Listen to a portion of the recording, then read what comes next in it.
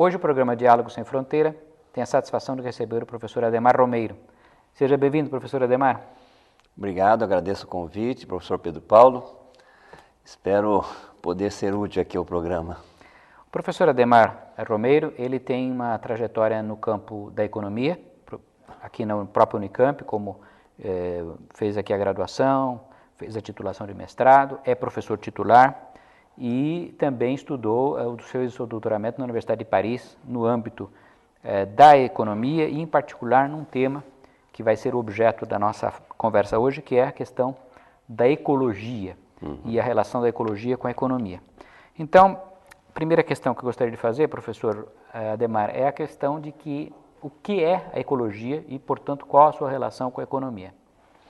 Bom, a ecologia, a definição precisa seria o estudo do ecos, quer dizer, da origem grega da palavra oikos, né? Mas enfim, ecologia estuda os ecossistemas, enfim, a maneira como assim, as formas de vida se interagem, etc. Quer dizer, nós temos a economia, na verdade, faz parte, está inserida dentro de contextos ecossistêmicos, né? Globais, regionais, etc. E essa relação da ecologia com a economia, na verdade, não existia do ponto de vista da teoria econômica. Esse é um grande debate que vem há alguns anos, quer dizer, de maneira geral, a disciplina economia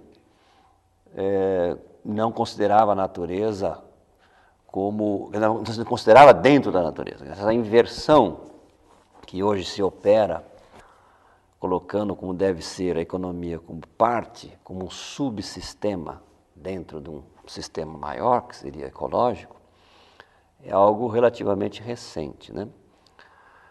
Vem principalmente, bom, tem vários, vamos dizer, iniciadores, mas nós identificamos na nossa área, que é a economia ecológica, né?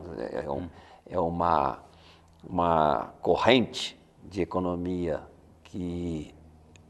entre as várias correntes críticas que tem ao pensamento econômico dominante, essa é mais uma, mas com essa visão mais ecológica, por isso o nome economia ecológica,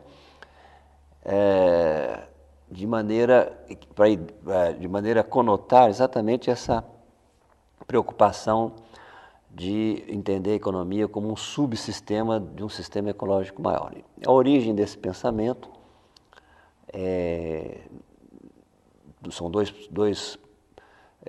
um economista, que é o Georgescu Hegen, né, que é um economista romeno, radicado nos Estados Unidos, que é considerado um dos pais dessa corrente, Nicholas Georgescu Hegen. O outro é o Kenneth Boulding.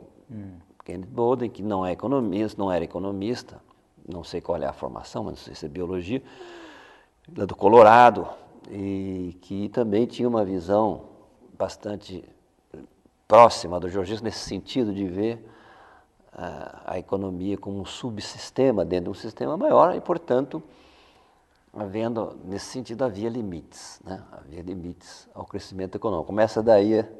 Agora, é interessante, professor Adhemar, que a economia é a regra, nomos, a respeito da casa, eco, e ecologia, conhecimento a respeito da casa, quer dizer, tardiamente apenas é que esse eco, que é comum, esteve interpenetrado. Então, isto digamos assim, ocorreu no contexto dessas lutas ambientalistas a partir da década de 70, como surgiu essa maior integração, essa maior consciência, digamos assim, da economia, de que existe a preocupação com o ambiente? Eu acho que o ambientalismo teve um papel, especialmente na posição do Kenneth Boulding, porque nesses anos, justamente no final dos anos 60,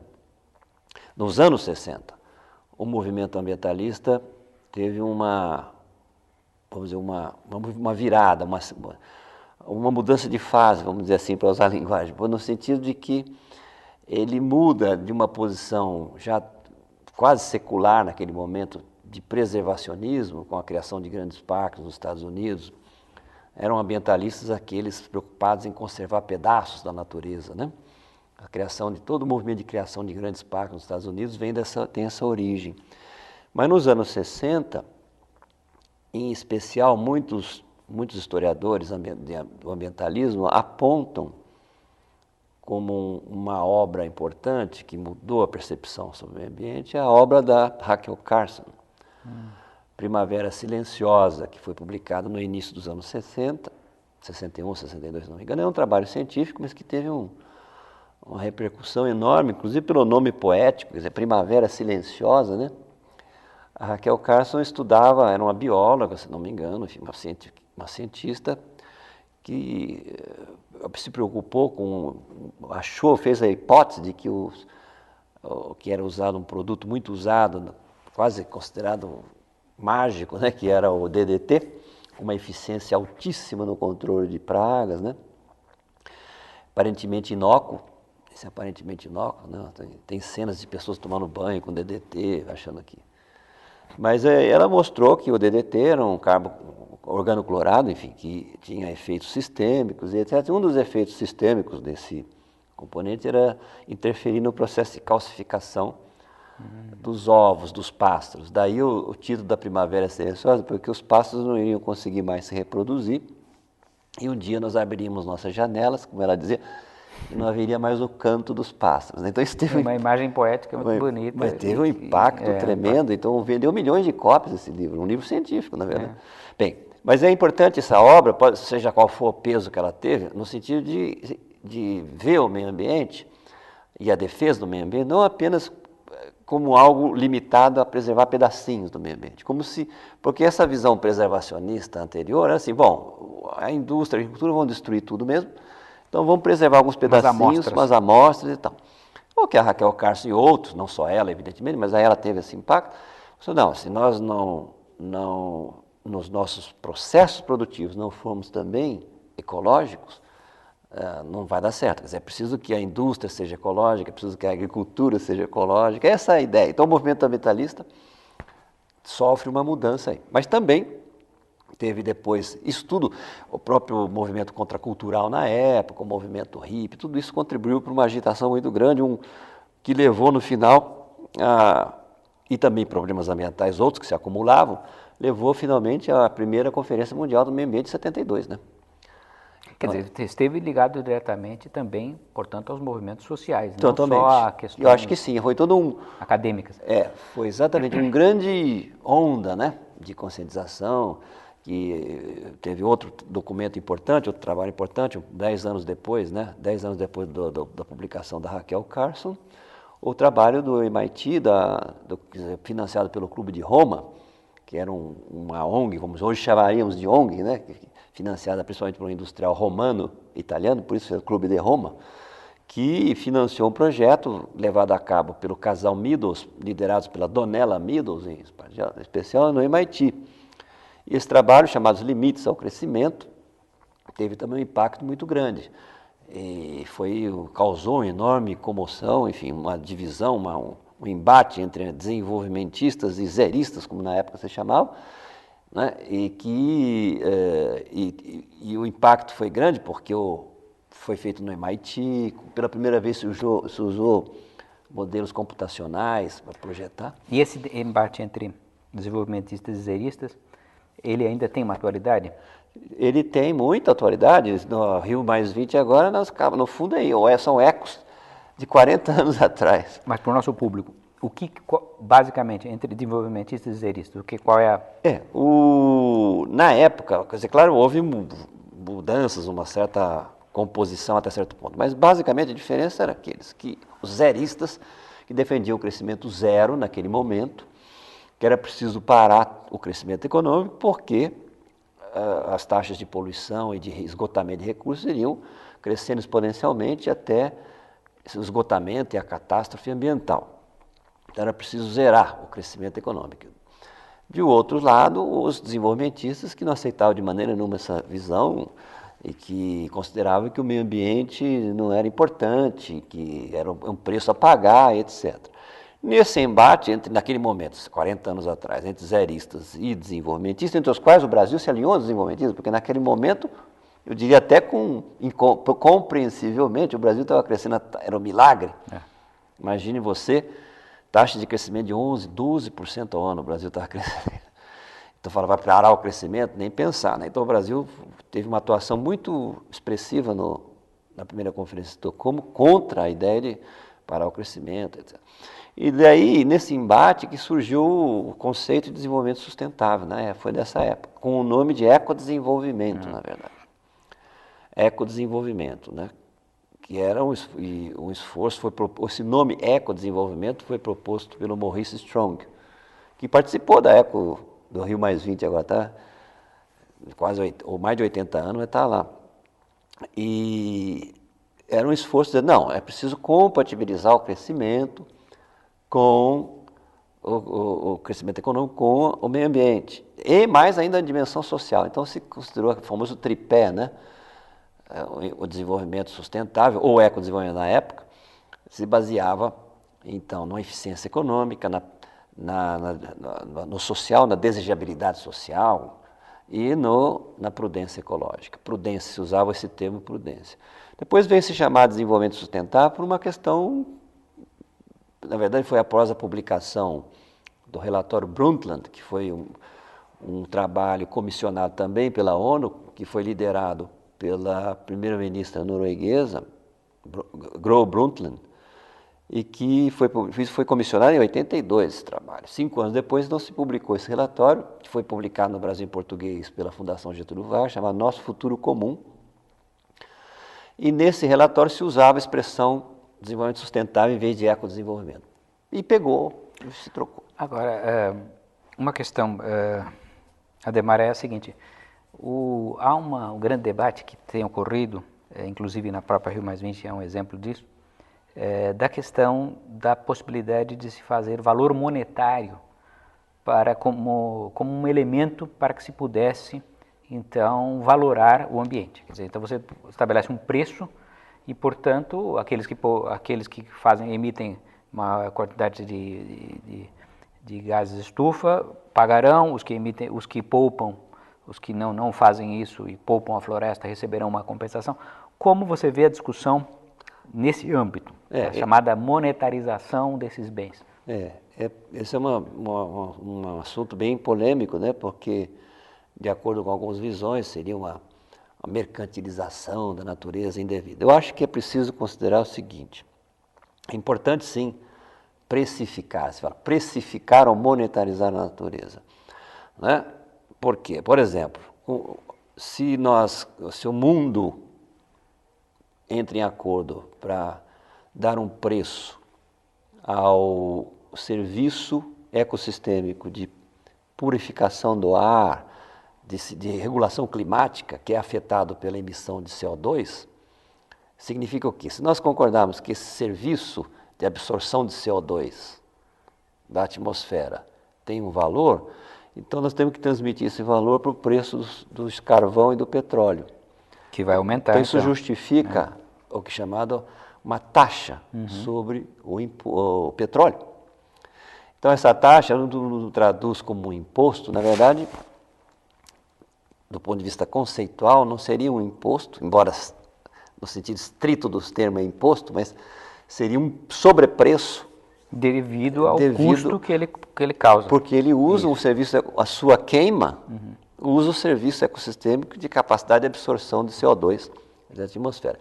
E ao aumentar o valor do petróleo e do carvão em função dessa taxação, se estimula a introdução de inovações que vão reduzir, aumentar a eficiência no uso, por um lado, ficar mais eficiente. Outros tipos de energia ficarão mais baratos. Exatamente. Isso é crucial, a taxação dos combustíveis fósseis é crucial para acelerar a transição da matriz energética. Portanto, nós da economia ecológica defendemos muito a precificação da natureza. Isso dito, é preciso, portanto, mas ver um outro lado, quer dizer, como se determina esse valor? Então, é preciso não achar, como os economistas tradicionais ou convencionais acham, que nós conseguimos, de maneira científica e precisa, dar um valor monetário à natureza. Não é possível isso por várias razões. Quer dizer, Nós conseguimos deduzir alguns valores monetários a partir de vários fatores, mas é sempre precário. Por quê? Nós não sabemos todos os serviços ecossistêmicos que estão envolvidos, se aquele valor de X reais a mais no preço do petróleo efetivamente representa tudo que está por trás disso. Então é preciso antes ter uma visão ecossistêmica, dizer assim, não, nós queremos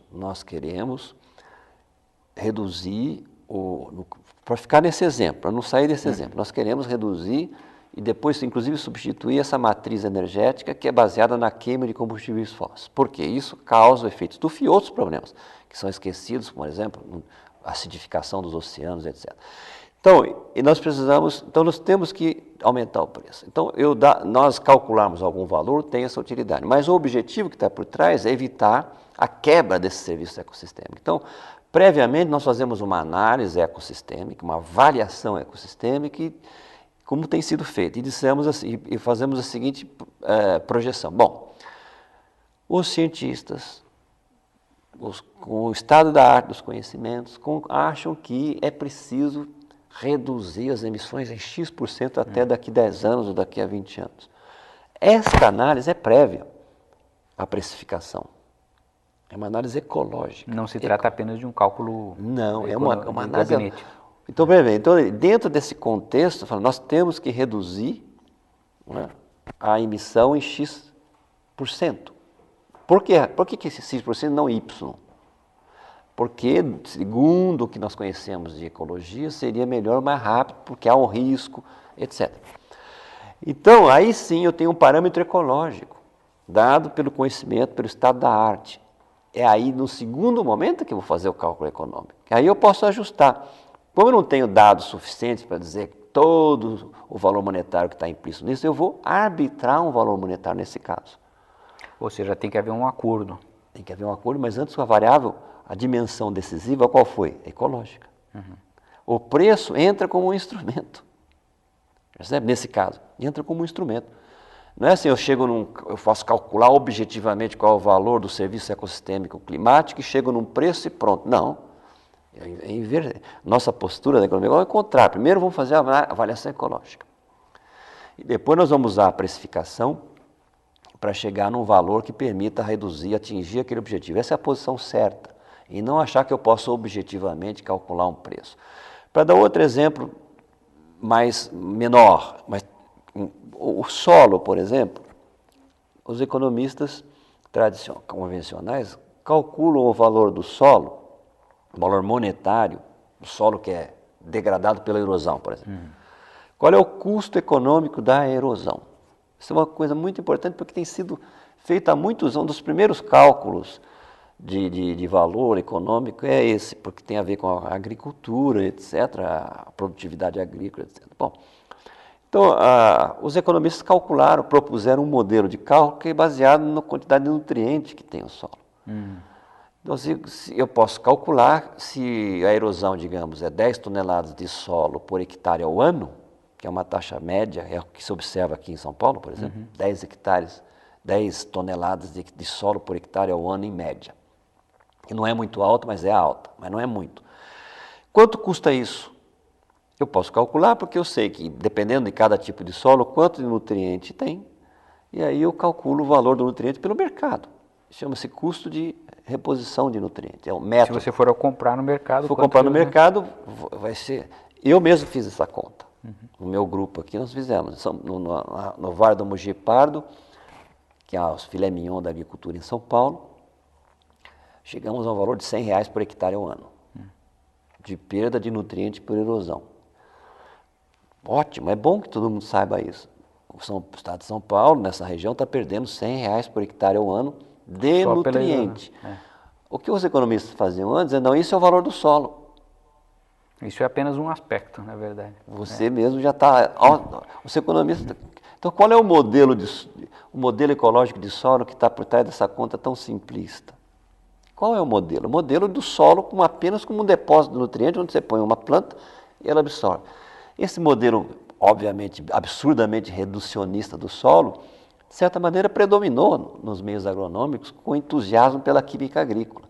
Quando se inventaram né? Quando se inventou os fertilizantes químicos, inventaram os fertilizantes químicos, parecia que a coisa mágica estava resolvida. O problema imemorial de manutenção de fertilidade do solo está resolvido, basta botar. Então o solo nada mais é que um substrato onde a planta vai buscar água e nutrientes. Esse modelo ecológico de solo predominou em muitos setores. E os economistas pegaram isso e pronto. Os economistas ecológicos falaram, não, peraí. A coisa é mais complexa. Esse é o ponto. Professor Ademar, olha, o público ficou seguramente muito entusiasmado com a sua abordagem do tema ecológico e econômico. Queria agradecer muitíssimo a oportunidade que nos deu de estar no nosso programa.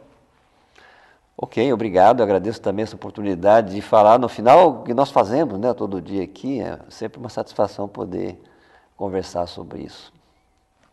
E eu convido a todos, então, ao próximo programa Diálogo Sem Fronteira.